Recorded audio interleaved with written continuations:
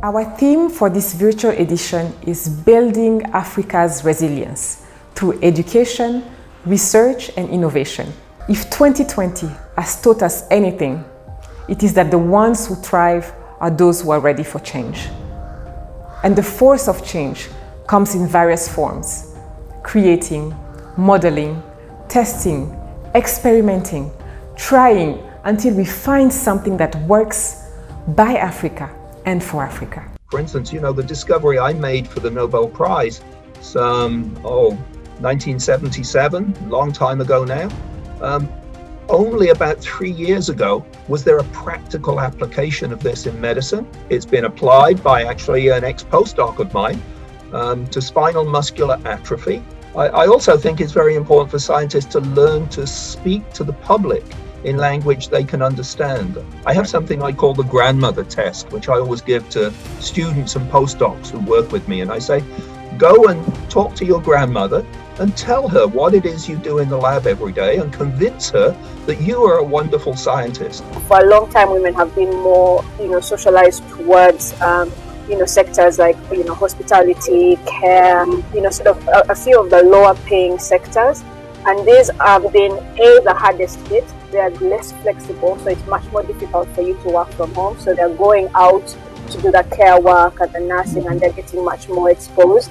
It's all about education. It's all about being in the right environment, having people to support you.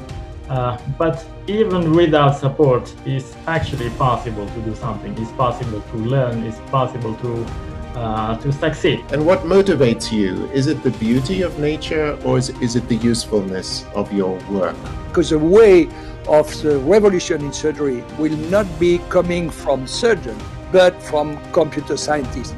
And that is the reason we have created IRCAD in France. I didn't know exactly what I wanted to do, but the parents and the mathematical teacher, they always said that I should go to be an engineer, which I did at the end. I am an engineer and I hated it, I must say. I hated it because after all, I realized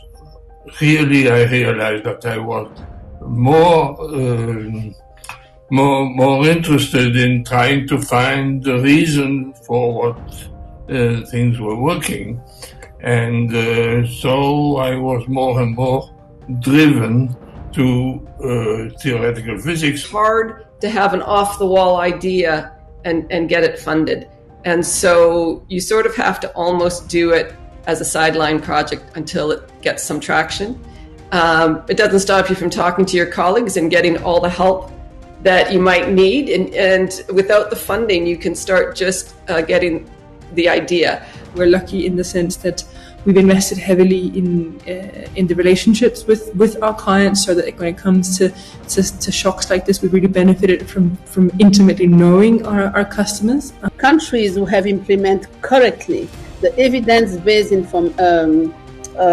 intervention with the right strategies according to their context, national context and global context, are the ones who have succeeded, meaning minimum of death, minimum of disruption.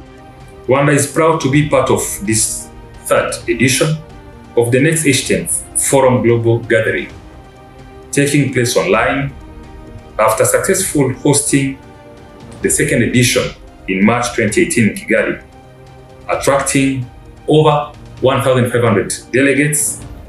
The Rwandan government acted swiftly to combat the pandemic using science to protect public health. Rwanda is investing heavily in the education of its young people, and it is encouraging them to pursue skilled careers in science and innovation, working to serve the public and create jobs and raise living standards.